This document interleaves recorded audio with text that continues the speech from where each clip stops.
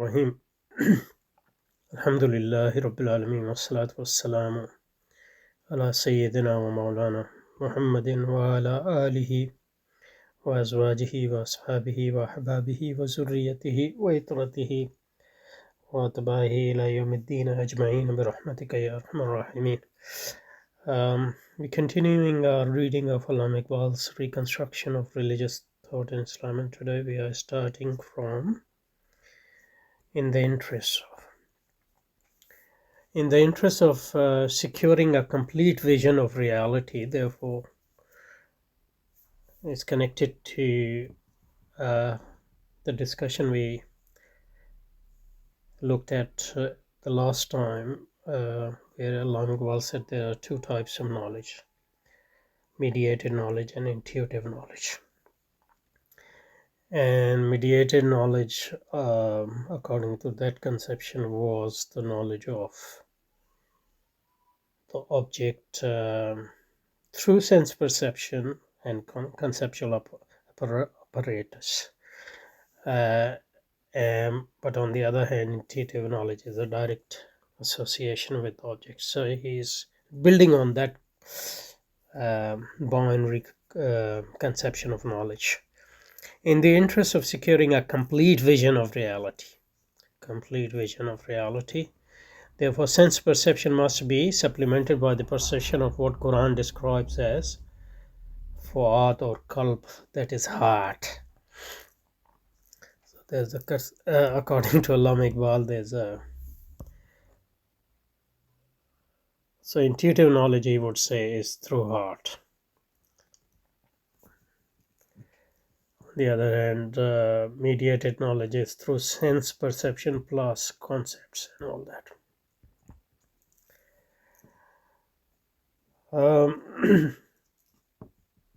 And basically he is trying to, in his own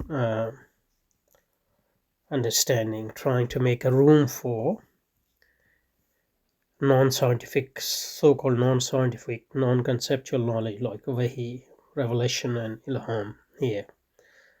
So this is sort of a typical function of ilm kalam too.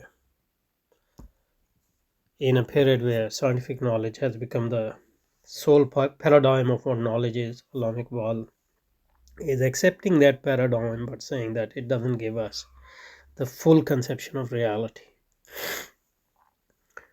And so he's going to make a room for intuitive knowledge, and he will argue that intuitive knowledge is as natural as sense perception. And basically, the relationship between, as we saw last time, he has a Hegelian, a pseudo or semi-Hegelian conception of intuitive knowledge and its relation to sense perception. But here he is interpreting intuitive knowledge as a knowledge through heart. And then he will bring in the Quranic verses to establish that. Okay, so just so we are clear, let us sum this up. So what Allama Iqbal is saying is there are two types of knowledge: knowledge of reality, and this is conceptual knowledge, which is the paradigm of it. Conceptual knowledge is scientific knowledge, although Allama Iqbal understanding of scientific knowledge is through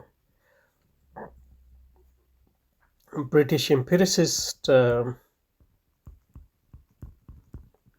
tradition in philosophy, plus sort of Hegelianism, which is also a British version of Hegelianism. And then intuitive knowledge, which is direct association of, so it is a Hegelian par excellence here, because it's sort of with Hegel in his rejection of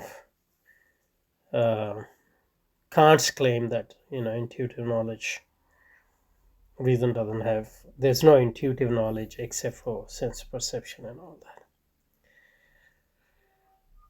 that. Reason doesn't have any intuitive capacity, so to speak. That's what Kant said. And what Allama Iqbal is saying here is that scientific knowledge can't give us the full picture of reality, because it is only part of what knowledge is. So if we ignore intuitive knowledge, we will have only a partial conception of reality. So if we want a full conception of reality, what we need is bring in intuitive knowledge. But we can't establish intuitive knowledge as an acceptable paradigm in today's world unless we prove that intuitive knowledge is scientific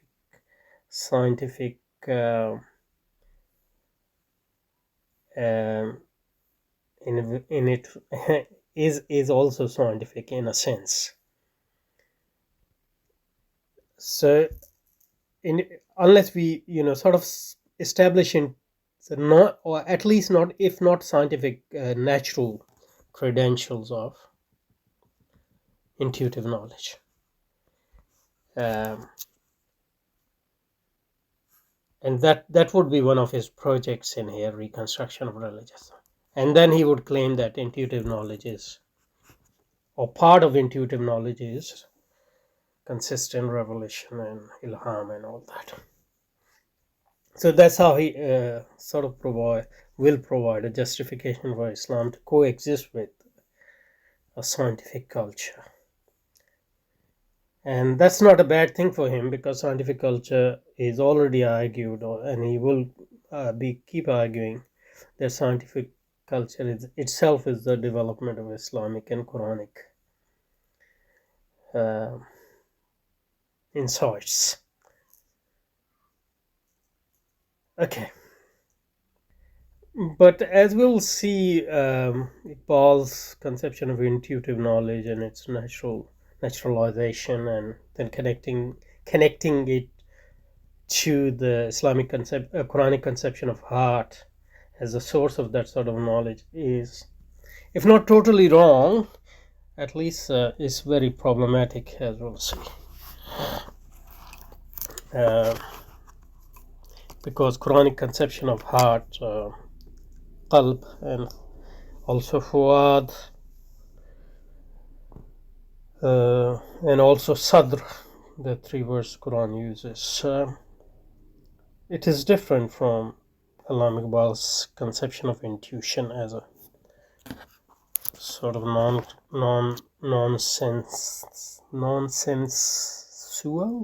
nonsensual, non-conceptual direct association with the object. Okay. Let's in the interest, but Allama Iqbal's claim here is that, so there are few things which are running, which also provide the theme of reconstruction of religious thought Islam, as we have seen very strong. So there's a scientific knowledge,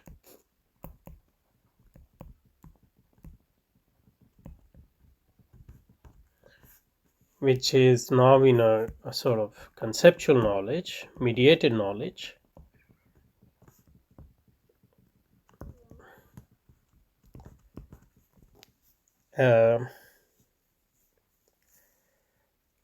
and this has become a paradigm of knowledge.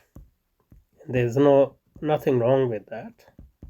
Allama Iqbal, you shouldn't be worried about that, Allama Iqbal says, because this scientific knowledge is the development of some crucial insights which stem from the Quran.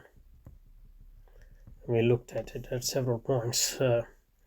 before this, and we will look at it again because it's sort of a recurring theme in the reconstruction of religious thought in Islam. But what's wrong with the scientific knowledge is the claim that this is the sole legitimate source of knowledge, because for Allama Iqbal it's not. It only gives us a partial view of reality. So that's why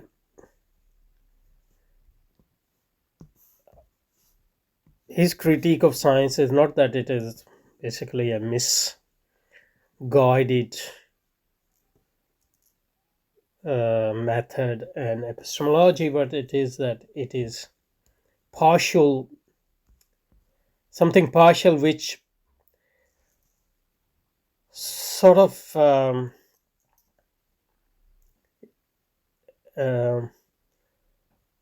delusionally think that it is the whole. And the cost it pays for this is that it is unaware of the big chunk of reality, because through scientific method we can only know part of reality, but there's a big chunk of reality which is untapped by the scientific method, because its method is partial. But scientific paradigm is unaware of that, because it mistakenly thinks that it is the only method and the reality which science opens up, or which science illuminate the part of reality is the whole reality, which is not true according to. And that's a big cost, and that's what has turned modern civilization into a purely materialistic civilization, and has given us the wrong footing, materialism. For Allama Iqbal, that's not a good thing. But Islam here comes to the rescue of modern world, according to Allama Iqbal, without rejecting scientific. Islam doesn't need to reject science, because science is actually the development of Islamic insights anyway. So we should reappropriate science, or claim science, or accept science as our own. But what we can give to modern civilization is opens its eyes to what is hidden from it by establishing that there's another way to know the reality, which is intuitive, which is direct association with the reality, and the way to that reality is the heart, and he'll define the heart. And only then we will have a full conception of reality, and only then we can have a balanced civilization, which sort of combines seen and the unseen, material and the spiritual.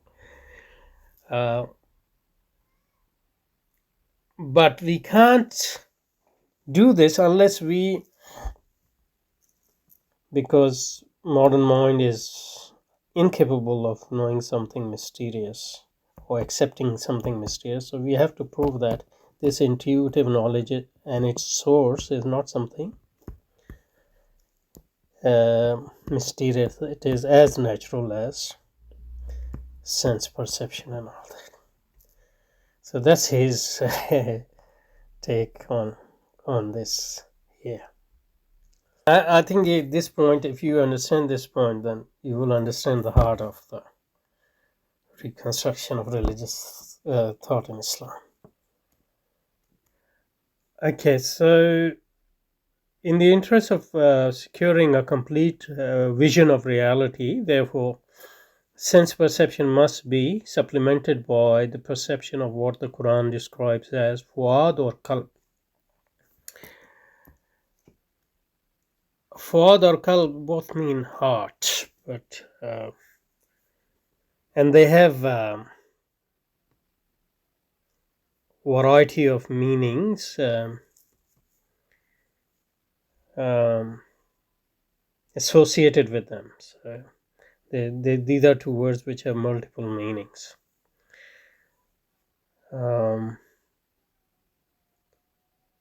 As is the third word, sadr. We'll come to that. But Allama Iqbal is translating both of them heart here. And then he quotes these two ayahs from Surah Sajda.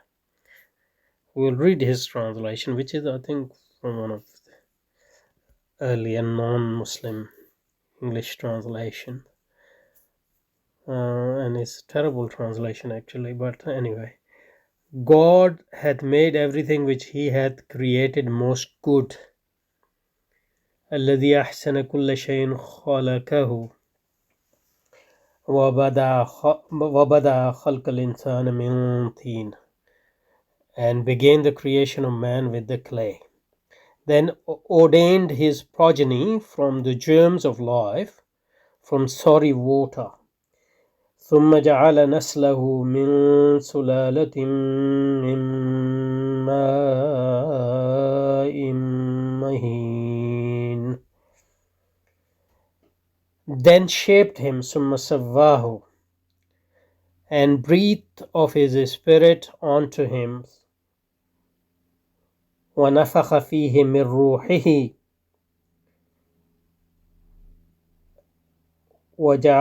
and gave you hearing and seeing and heart. So these are three sources of knowledge Quran mentions in tandem. Or consecutive. وَجَعَلَ لَكُمُ السَّمْعَ وَالْأَبْصَارَ وَالْأَفْئِدَةَ قَلِيلًا مَا تَشْكُرُونَ. What little thanks do ye return? So Allama Iqbal is basically arguing here, or will argue here, that like hearing and seeing, there's sense perception, and heart, that's another source of knowledge. Okay. And then he goes on to say the heart is a kind of inner intuition. Not kind, what do you mean kind? An inner intuition, are there intuitions which are outer intuitions? I mean, unless he means by inner intuition, intuition of insight, but I don't think that's what he means. So inner seems redundant here to me. Or insight, which in the beautiful words of Rumi feeds on the rays of the sun and bring us into contact with aspects of reality. So that was his part. Aspects of reality other than those open to sense perception. So heart is a source of knowledge first, like sense perception, but it is a source of knowledge which opens up aspects of reality which will remain hidden if you are not using it. And since scientific method doesn't do it, it is oblivious to that reality which Quran described as ghaib. And that reality is as much as reality as the material reality.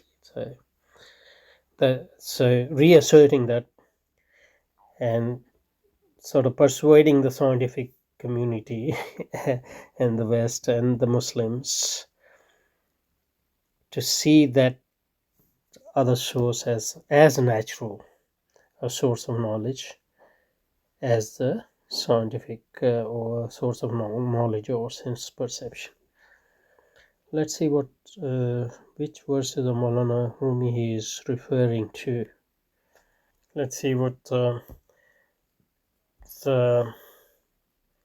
editor has referred to, that verse from Maulana Rumi, which he might be referring to. So let's have a look at it, because that would have a bearing on our understanding of what he's saying here. Okay.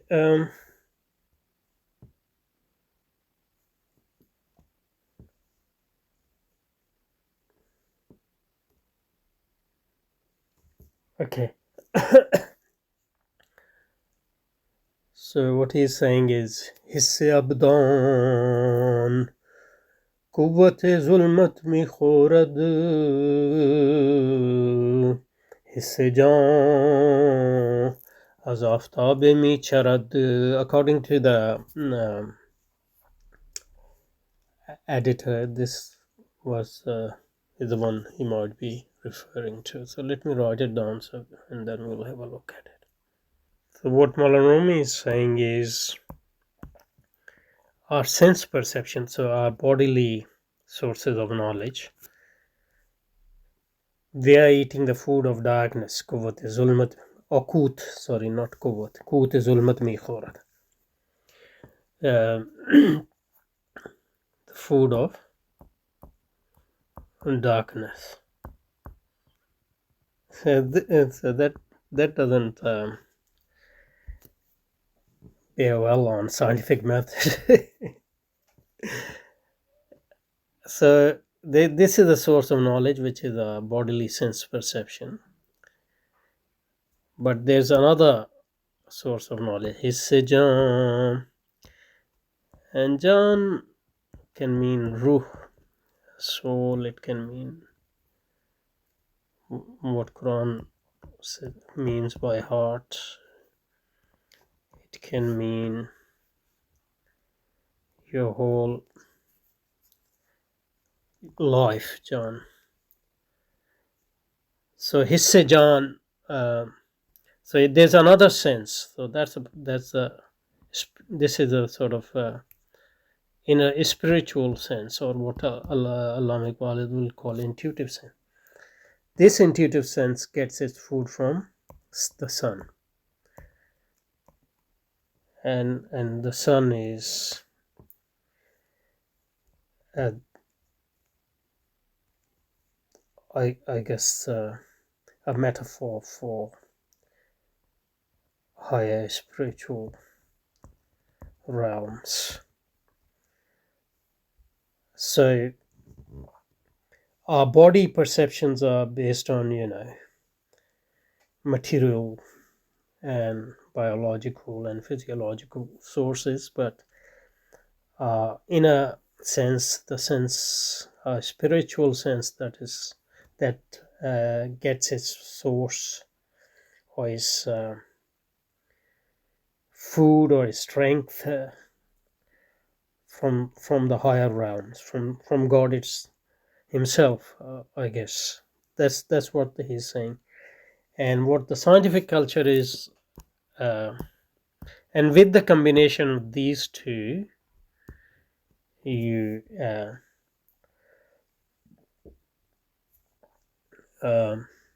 can get the full picture of reality. But I think it's partly, as we'll see, is if not misunderstanding or misinterpretation, it is only a partial understanding of the Quranic and even Maulana Rumi's intention here, because this aftab, this sun, it should not only feed our spiritual sense, but ultimately it should also feed our sense perception as well. So it's not as if sense perception on its own can work properly, even in the realm in which which is specific to it. Even there, its vision is distorted unless it is getting some light from the light of the light. And this is the same thing which, for example, Imam Ghazali says in Ihya al-Ulum, in his conception of rationality there. Anyway, so I think let's stop here and we'll pick this up again next time, and then we'll build on it and see, why Al-Anqbal conception of intuitive knowledge here is not fully Quranic. And anyway, his conception of joining scientific method with spiritual method is basically amalgamation rather than transformation, which Rumi's verses here are referring to, and which actually are a better reflection of the Quranic vision. Anyway, okay, let's stop here and we'll continue from here, inshallah.